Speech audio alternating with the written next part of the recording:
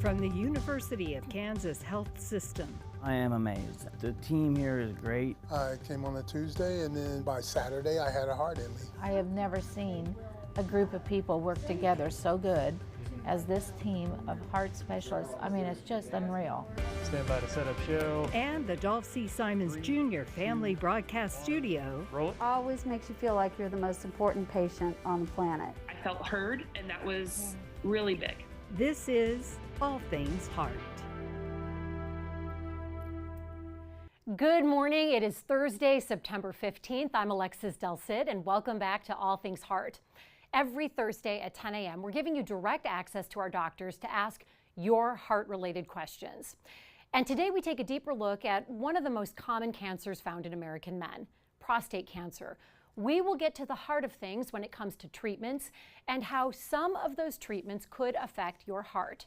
Plus, we'll show you a way to come together, raising your heartbeat while also raising valuable funds for awareness and research. And of course, we love our viewers. We love when you submit your questions to our doctors live on air. So be sure to type in your questions to us wherever you're watching, on YouTube or Facebook, or you can email them to us. You will find the links to all of those things right there on your screen. 1 in 8 men will be diagnosed with prostate cancer in their lifetime.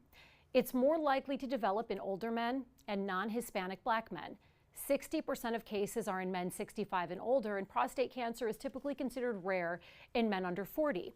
While it is a serious disease, most men, and this is the very good news, will survive it, but the treatment doesn't come without risks, and some of those risks could be to your heart. Even with his mask on, you can tell Chuck Miller lights up when he talks about his hometown of Adrian, Missouri, where he works as the director of maintenance at his hometown school. All the kids know me. I don't know all of them's name, but every one of them know me because, I'm Mr. Chuck. When he was first diagnosed with prostate cancer 5 years ago, he didn't have any symptoms. A routine screening revealed Chuck's PSA levels were high. And then they did a biopsy, and it came back positive for prostate cancer. And it was spreading rapidly. He recommended at my age that we remove my prostate. So I said, okay, let's get it out. They got it out. Fast forward to today, 5 years later, and the cancer's back. We meet up with Chuck at the University of Kansas Cancer Center location in Lee's Summit, where he makes the drive 5 days a week for his radiation treatments. Now we want to kill it before it spreads into the body anywhere else. Unfortunately, his treatment doesn't come without risks. Men with prostate cancer are often given a hormone-suppressing treatment. When I started this radiation, I did do a hormone shot, which took away my testosterone. Cardio-oncologists say that same treatment could increase the odds for heart attacks and heart disease deaths. There's always these side effects they tell you could happen, but then you got to kind of weigh those with the end result. And he can see the end result so clearly in his future. It's him living a long and happy life, working at the school he loves, in the town he loves, most importantly, with his wife and kids, whom he loves dearly. And I've got, like I said, I've got a very, very supporting wife. And my kids are very supporting. That's why I do the things. It's for family. I want to be there for family. Chuck couldn't make it today, but the last I spoke with him, he says he's feeling really well. He's hopeful. Joining us in the studio right next to me is Dr. Charlie Porter, who's a cardio-oncologist here at the health system. Thank you for joining us. We also have virtually joining us Dr. Daryl Leong, also a cardiologist with McMaster University Medical Center in Ontario. I know that Dr. Porter and Dr. Leong, you work very closely together and collaborate often. Yes. And we also have a prostate cancer survivor, Ross Wilkinson. Ross, thank you for joining us. You're looking great. Now, Ross, you were diagnosed with prostate cancer 10 years ago. So you shared a little bit of your story on the morning medical update this morning on how you had to go all the way to California to get your proton therapy treatment because we didn't have it here yet. Correct. Yes, actually, it's been 20 years. It's about 03 wow. When I went out there, yes. And at that time, Loma Linda, who had basically invented this system, and I had been to a seminar about it before, and I'd also, the risks of surgery, and so I actually opted for the proton. And like I said, it's been almost 20 years ago, and I am still cancer-free and feeling well. That is awesome. I want to ask Dr. Porter right off the bat, what is the hormone-suppressing treatment that we're talking about for this particular episode called? Well, it's androgen deprivation therapy, and it's based on androgen is the driver for male hormone testosterone, and there are various different approaches to attacking the testosterone. And I'll just mention that the hormones are very fascinating in that the most common cancer in men, basically prostate cancer, is hormone driven, and the most common cancer in women, breast cancer, is also hormone driven. So you think about hormones as these little things that give you thyroid, you know, keep your thyroid, and sexual differentiation, but these things also work on promoting uncontrolled cell growth in both men and women. So that's crucial. So it's, you know, you think your hormones are, well, they're just fine, they're my friends. But when you're talking about prostate cancer and breast cancer, the hormones have to be suppressed, and that has takes its toll both on men in prostate and women with breast cancer. We were talking to Ross just a few minutes ago before the show started, and Ross, Chuck had said he got a shot of something that took away his testosterone, but you say you opted not to have that part as your treatment? Yes, correct. After kind of reading the side effects from the shot, I thought, well, I think I'll take my chances, and I'd say I did quite well. I just strictly had proton and radiation, and that was it. Yes. I want to bring in Dr. Leong. What is it about androgen deprivation therapy that could increase someone's risk of cardiovascular complications? Thanks very much for the invitation. It's a pleasure to be with you. The first comment I'd make is, and this will be something that's well known to men who've had androgen deprivation therapy, is that it does tend to make you put on weight. With that comes an increase in blood pressure, an increase in sugar levels, and the risk of diabetes. And so these are what we call risk factors for developing future cardiovascular disease, including things like a heart attack, like strokes. How strongly these hormonal therapies lead to heart attacks and strokes is a matter of some controversy. The estimates may vary between 15% to about 30% higher risk in men who are taking these drugs, but we do need some more research to understand exactly how they cause the problems and what degree of increase in risk is genuinely related to these drugs. I think those are still some partially or unanswered questions. So there will be people at home watching this. If you're a patient and you're being treated for prostate cancer, and I'll ask Dr. Porter, I'll ask you this, how do you know that you're someone who needs to be concerned and then set up an appointment with a cardio-oncologist or a cardiologist? Well, this is one of the trickier things when the side effect of the treatment looks like is something that you get anyway. If you get radiation to your heart, you may get a calcified valve at age 40, and you know it's from the radiation. But the things in the age group where you have prostate cancer, heart attacks, hypertension, diabetes, they're all common. So you may not realize that this is actually related to the cancer treatment itself, and that's what's tricky about trying to define, as Dr. Leong said, to what degree do these drugs increase the risks that were going to be there already. If you're 65, you know, if you plug in risk factor calculation of your blood pressure and whether you have diabetes, and you plug in your age 40, your risk may be 2.5%. Right. But fast forward 30 years and it may be 20% with the same numbers except your age. So as you get older, you have a higher risk for prostate cancer, and you have a higher risk for the underlying disorders, which you really don't want, because you know, MI, a myocardial infarction, you know, can end your life very abruptly, and the prostate cancer is a slow-growing, long-term threat. So that's where, you know, Ross was talking about balancing. You know, you don't have, you know, sudden cardiac death comes from heart disease. It doesn't come from prostate cancer. So one of them's kind of creeping along as a turtle, and then you've got the rabbit trying to jump in front and get you fast. Oh, so that's an interesting analogy. So I just made it up. I like never it. used You're it before, clever. but I'm desperate. But so that's the balance where you're trying to say, well, what's going to get me tomorrow versus what might get me in 4 years.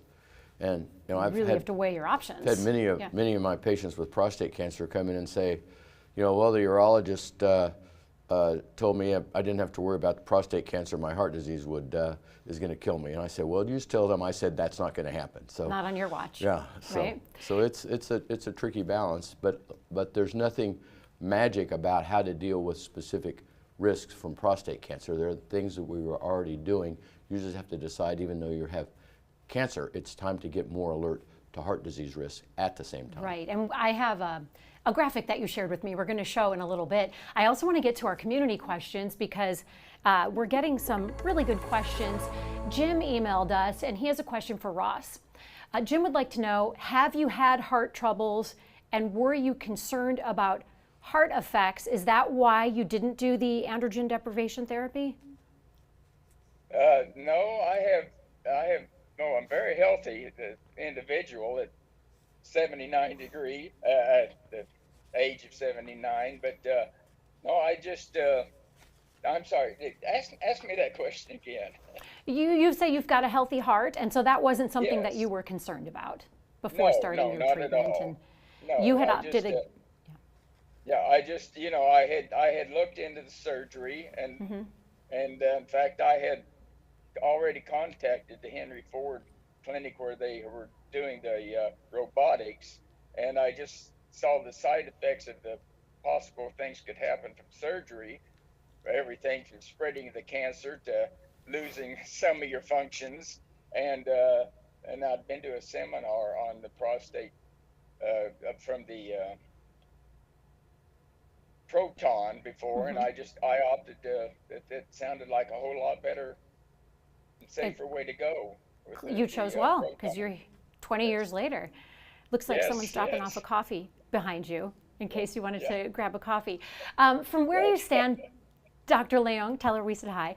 From where you stand, Dr. Leong, as a scientist, what would you want patients with prostate cancer who have concerns about their hearts to know? The first thing I would say, and this is really to those who are on hormonal therapy, is, not necessarily to discourage them from having it. Because in the right patient, being on hormonal therapy for prostate cancer will reduce the chances of you dying from the prostate cancer and reduce the chances of you dying, period. So that's been very clearly demonstrated. So we wouldn't necessarily encourage folks not to take hormonal therapy, but instead to be discussing these issues with their cancer specialist. And if it's felt that it's an appropriate thing to do, consider referral to a cardio-oncologist like Dr. Porter to discuss how the risks of hormonal therapy might be mitigated. So that's the first thing I'd say. The second thing I'd say is that along the lines of what Dr. Porter mentioned, just by virtue of being a man of the age of many folks with prostate cancer, the risk of having cardiovascular risk factors and developing cardiovascular disease is probably high in a lot of folks with prostate cancer anyway, irrespective of whether they're on hormonal therapy. So I would advocate for checking things like your cholesterol levels, your blood pressure, and having that addressed, as well as exercise and healthy diet and not smoking in basically everyone, but especially in folks with prostate cancer. I have a question for Dr. Porter from Juan Carlos Reyes. He wants to know, could proton therapy in prostate cancer cause DNA side effects? Is that something you can speak to?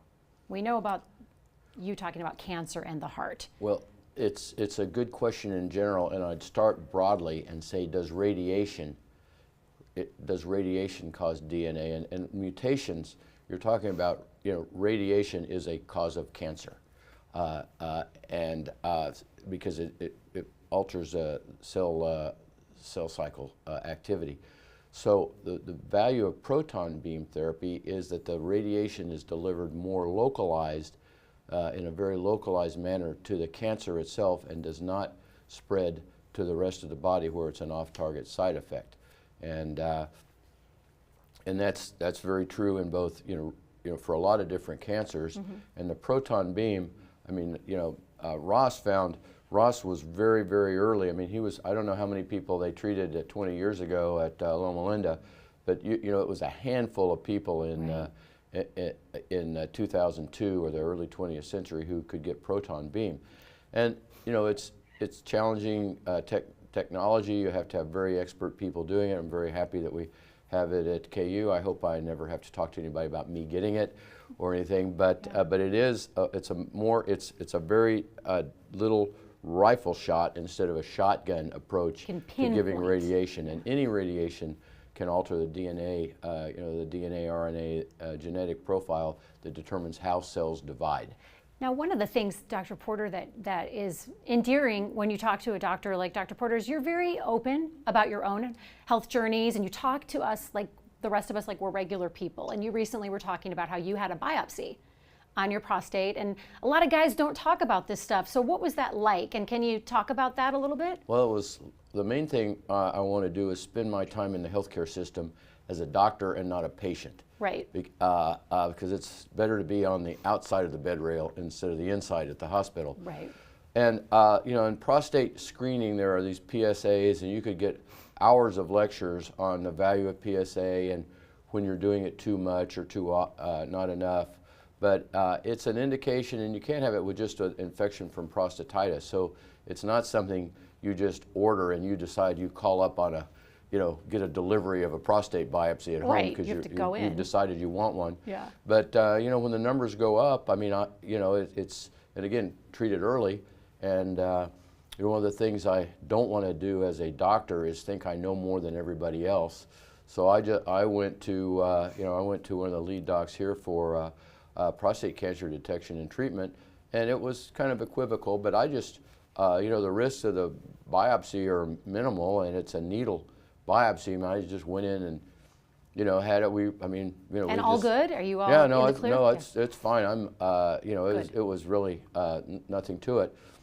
But, it was one of those things, you get light sedation, and we just kind of continued my conversation with. What do you guys talk about? Oh, I don't remember. We're just trying to talk about something else, He's trying to distract you by asking it's you like, questions. how about them Chiefs is always a good. That's always a good segue. I have a question for Dr. Leong.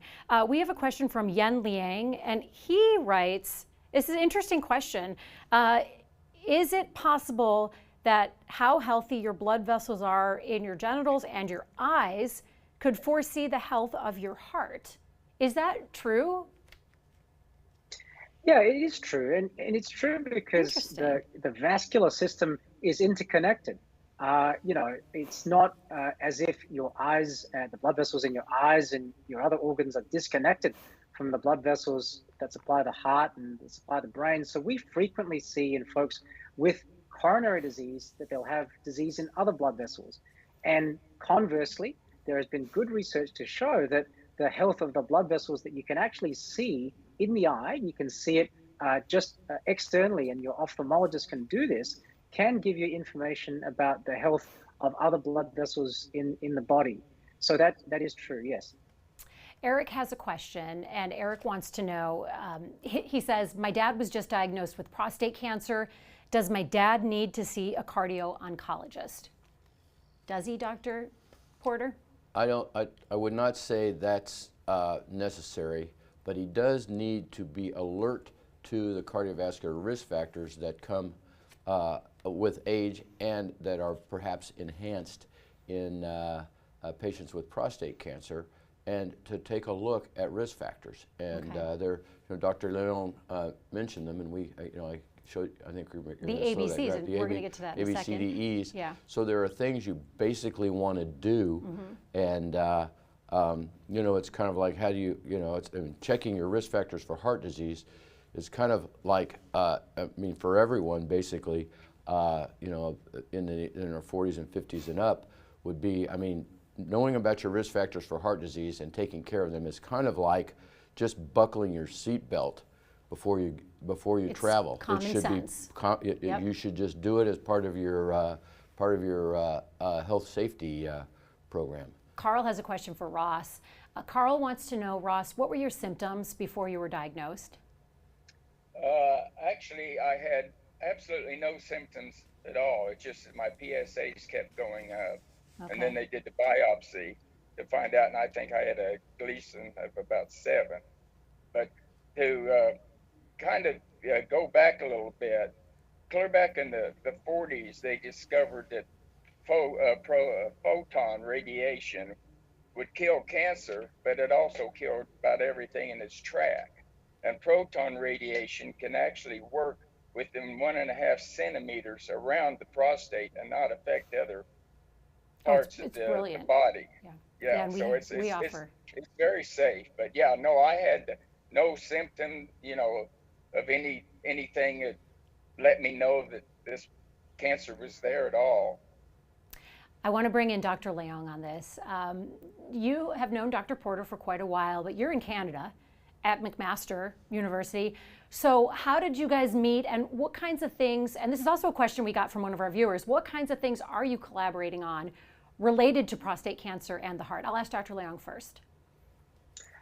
I guess cardio-oncology is what we think of as a fairly new, relatively new specialty, because it's only been, I would say in the past 1 or 2 decades at most, that people have started to see that cardiovascular disease is important in folks with and surviving cancer.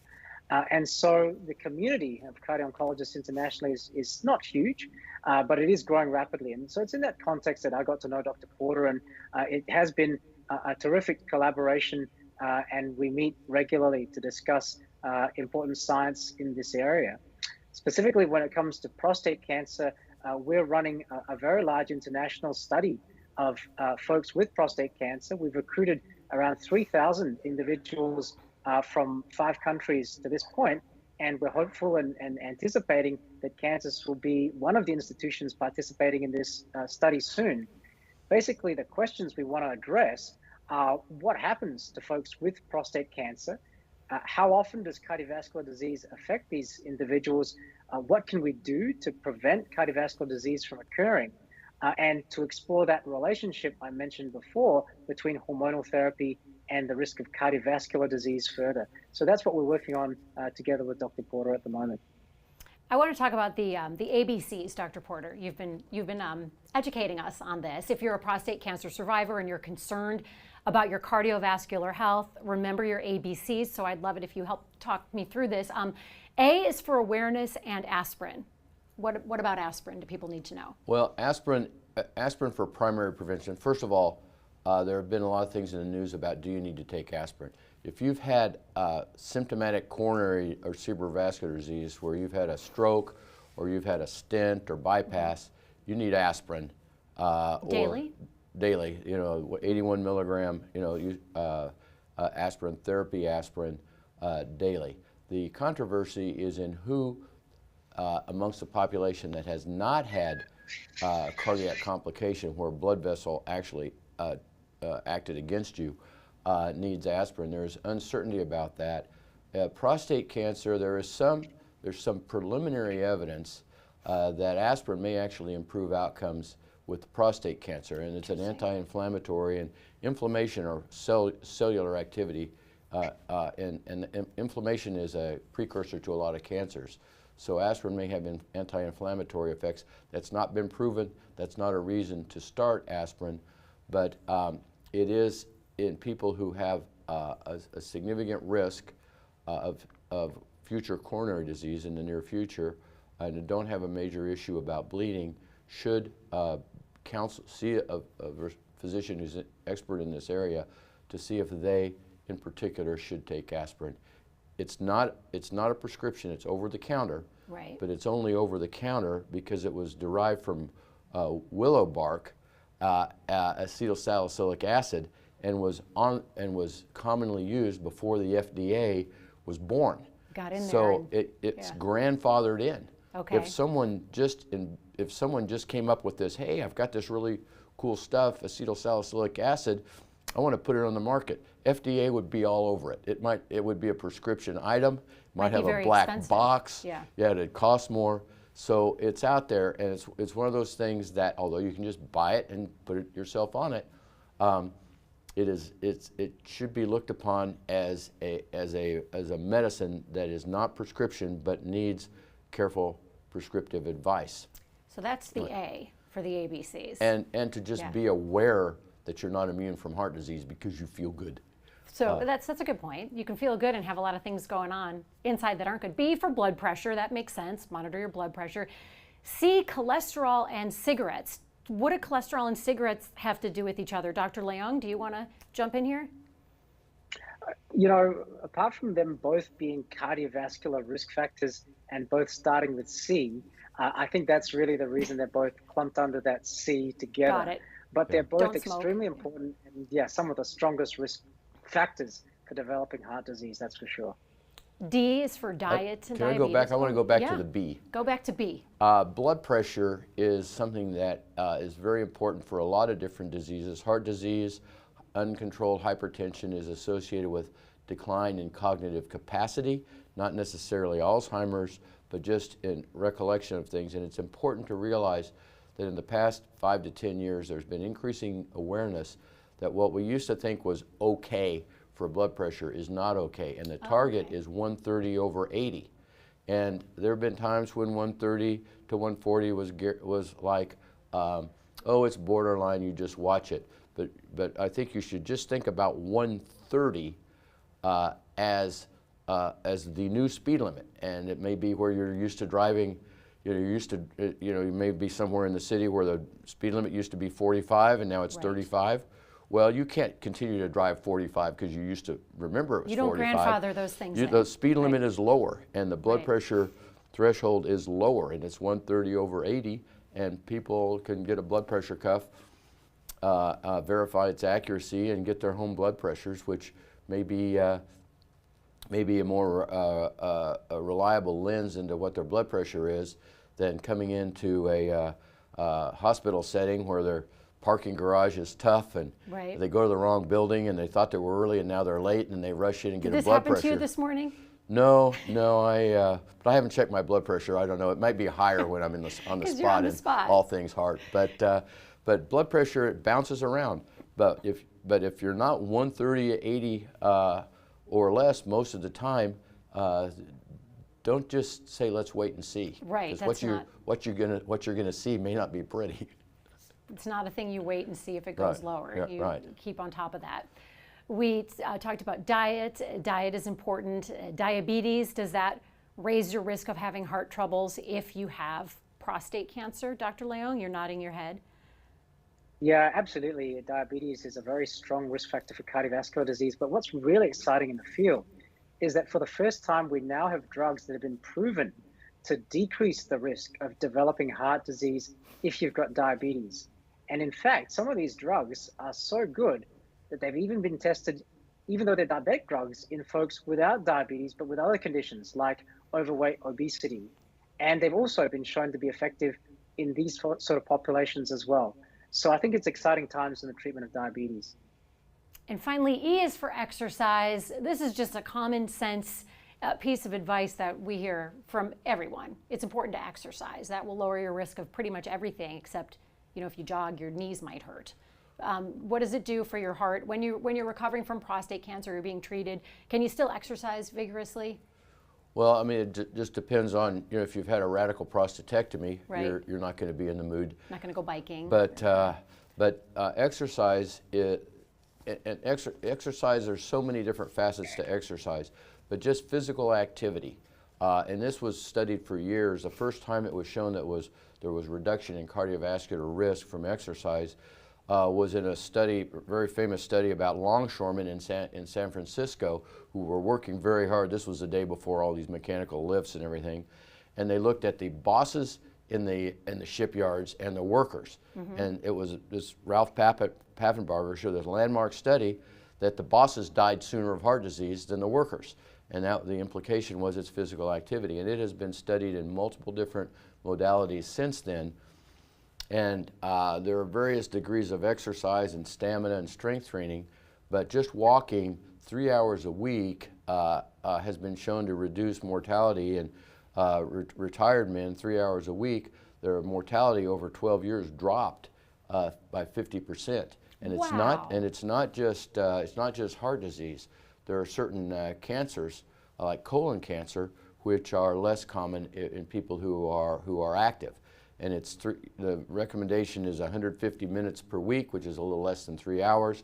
I usually recommend 3 hours a week because I've yet to have somebody say, oh, I was trying to exercise 158 minutes a week, but but I'm actually doing 500. I'm over my limit. Everybody Nobody's cuts over it their down, limit. you know. Right. So I go for 300 for 3 hours, and I'll settle for 2.5. But you're moving. And the life expectancy improvement is more than just the time you spend walking. So if you're going to live, you know, if you're spending it 3 hours a week, and your average life expectancy is 3 hours a week longer, then you break even. But the magnification of the time you spend exercising is measured in years of survival for hours of exercise. That's worth it. That's very much worth it. Well, thank you all for being here. I want to get some final thoughts from our guests, but I want to start with Ross, who is our cancer survivor here. What would you want men watching to know that you wish you could drive home? Well, like I say, the main thing is, like, check the history of your father and grandfather and things like this. This has a lot to do with whether you're going to come down with the cancer or not. And yes, you should definitely be at least getting a PSA to see if it's elevating or not. And I guess that's it. That's what saved you, is getting that PSA test. Dr. Leon, yes. Dr. Leon, what excites you most about what you see coming down the pipeline in the future on this topic? I think, as I kind of alluded to before, some of the newer medications and drugs that are available have a lot of promise for both treating prostate cancer and also for treating and preventing cardiovascular disease. Other innovations, I think, that are on the horizon, we're collaborating with folks from the University of Pennsylvania to develop an application that folks with prostate cancer will be able to use themselves to help understand their cardiovascular risk, and that will direct them to some resources that they might find useful to try and address this. We're trying to empower folks to be able to do things for their own health, you know, in addition to the healthcare that they receive from their healthcare providers. So these are the things that I think are on the horizon and are very exciting. Dr. Porter, you specialize, your life's work is treating and caring for patients who have cancer and they have heart-related problems, maybe after their treatment or during their treatment. So what would be the most important message that you would have, Dr. Porter, for someone watching this? Well, I think the main thing is that the advances in cancer treatment are just astounding now.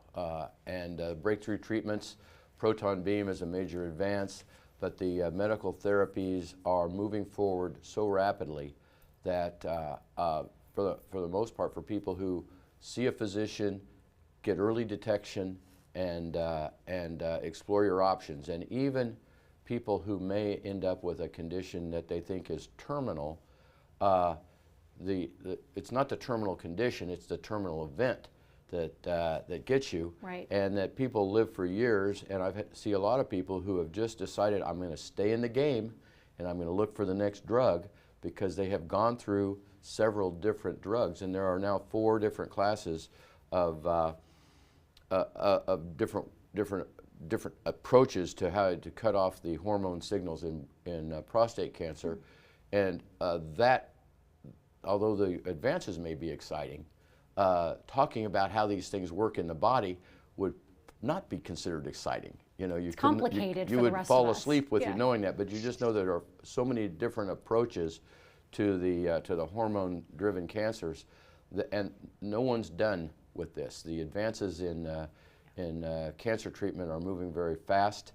As opposed to heart disease, some of these cancers get approved, cancer therapies get approved with a couple of thousand patients because they're unusual cancers, and it takes 10,000 patients or more to get in a successful trial for heart disease. So they're breakthrough therapies.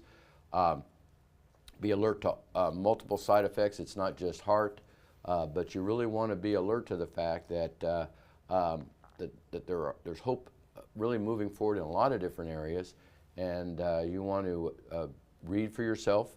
Dr. Google does not give much peace of mind, as far as I can tell. Dr. Google, it's mostly you get anxiety from Dr. Google, but at least it helps you decide what questions to ask from someone who's going to look in the eye and really tell you what you need to know. And just, you know, I mean, you're not alone with this. You don't have to fight it by yourself. No, not when you've got a team of amazing doctors.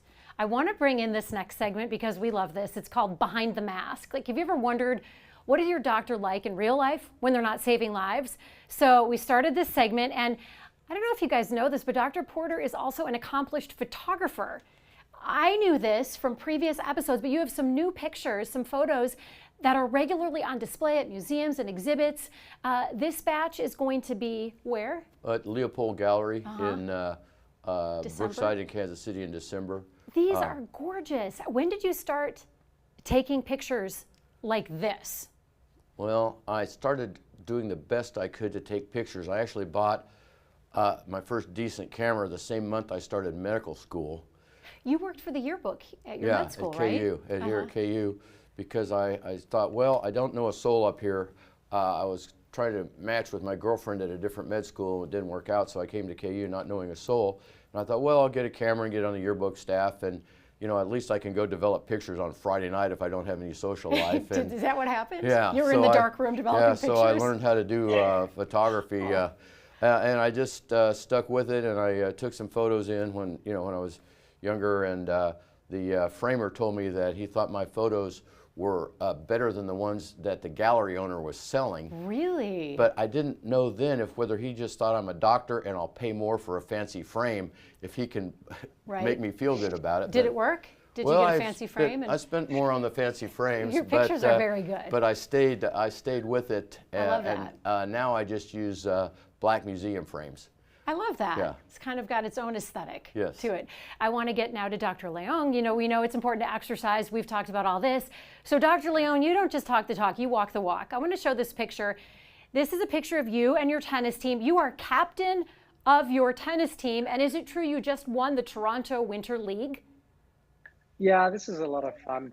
It's mostly a social league, I've got to say, but it doesn't stop us getting competitive and the white line fever when we get onto the court. But it is a lot of fun, and it's a much better way of getting exercise than on a treadmill. What's white line fever? What's white line fever? I don't play tennis. White line fever, when you get onto the court, it becomes serious. No matter how much you enjoy having a drink with the guys after the game, you're still out there to win, and so it gets pretty competitive. Take no prisoners, right? But it probably is a good way to decompress after work. Well, I'm glad you asked that. Absolutely. Because tennis is my main interest in sports. So are you guys going to meet up? Well, I guess we'll have to talk about that the next time we're in an actual same city meeting. Will you take pictures if you play tennis together, please? We want that next time. I don't know. Yeah, I suppose that would be really talented if you can take pictures and play. Oh, take pictures while you're doing it. I was thinking someone else, but you are the photographer. Yeah. We want to talk about vascular disease as well in this program because everything in life connects to your heart. And the University of Kansas Health System has the only program in the whole region that offers complex vascular care. You can find it all under one roof. It's called the Center for Advanced Vascular Care, and here's Program Director Amy Mahaffey. The risk factors for vascular disease are the same as they are for your heart, in that whether you have a family history of vascular or coronary disease, whether you have high blood pressure, high cholesterol, have diabetes, uncontrolled diabetes, those kinds of things, which are all the same risk factors for coronary artery disease. Back to your heart. So in just a few weeks, we will dig deeper into vascular disease. We'll explore the connection to your heart and all the fascinating procedures that our doctors are doing right now to help patients like this man you're seeing here get their lives back. Thank you so much for being with us today, and thank you again to our doctors, Dr. Porter and Dr. Leong. Thank you for being here, and also thank you to Ross. We're glad you're doing great. Coming up next week on All Things Heart. I gained 80 pounds in 6 months. No matter what she did, the weight piled on. The danger to her heart that prompted her to get a life-changing surgery. That's next Thursday morning at 10. And one last important piece of information for you. You can register right now for the Kansas City Heart and Stroke Walk. The information is right there on your screen. It is Saturday, October 1st at the Power and Light District. And the University of Kansas Health System has a team, so we will be there. We'd love it if you joined us. We'll see you next week.